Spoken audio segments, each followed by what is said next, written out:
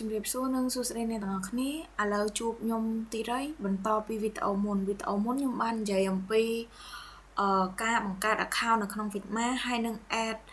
email មិត្តភ័ក្តិអ្នកទាំងអស់គ្នាចូលទៅក្នុង team project ឥឡូវហ្នឹងខ្ញុំនិយាយតដោយនិយាយអំពី tool នៅក្នុង Figma តែម្ដងដោយខ្ញុំនិយាយអំពី toolbar នៅខាងក្រោមនេះតែមុននឹងខ្ញុំនិយាយអំពី toolbar ខ្ញុំយក frame មួយសិន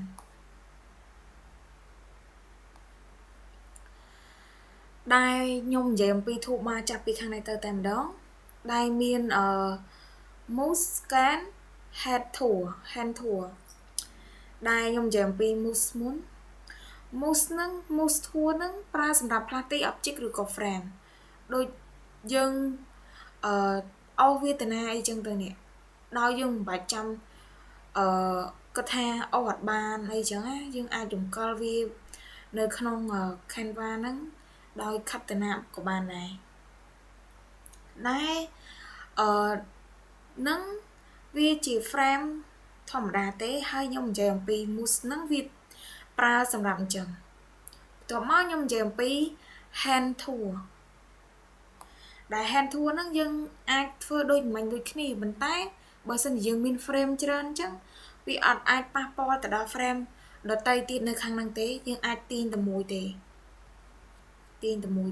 ដោយវាអត់អញ្ញៃបើសិនជាអ្នកទាំងអស់គ្នាប្រើអានេះវាអាចសេរីវិតនេះ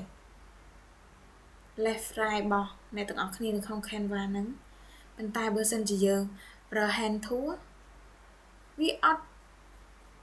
កែប្រែអ្វីទេវាដូចថាយើងចង់ដាក់វានៅណាក៏បានដែរប៉ុន្តែវាអត់កែប្រែកន្លែងទំហំ Canva របស់យើងទេឥ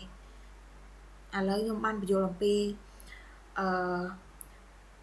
mouse ហើយនឹង hand tool ហើយឥឡូវចូលដល់ scale នេះវាថា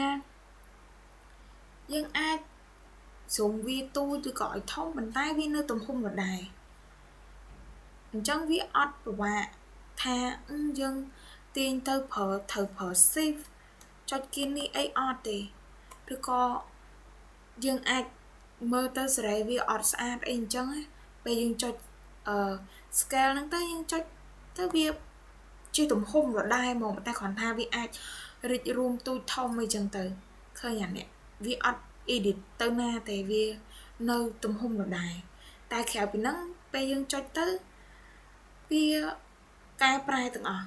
វាអាប់ដេតតាមហ្នឹងទាំង width height ទំហំលើក្រោមអញ្ចឹងវាកែប្រែទាំងអស់ប៉ុន្តែកន្លែងហ្នឹងវាអត់កែទេតែបើយើងអុំចុះវានឹងកែលៀបថាយើងចង់ឲ្យវានៅកន្លែងកែមទៅនឹងហើយយើងគ្រាន់តែរុញវាទូចអីចឹងទៅហ្នឹងហើយវានឹងនៅតែកន្លែងទីតាំងដដែលតែគ្រាន់តែយើងឃើញវាទូចនឹងធំអីចឹងទៅឥឡូវ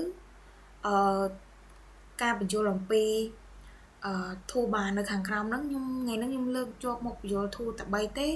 មានmouse hand tool និង scale tool ចាំជួបគ្នានៅវីដេអូក្រោយដែលនិយាយអំពី toolbar ខាងក្រោមបន្តទៀត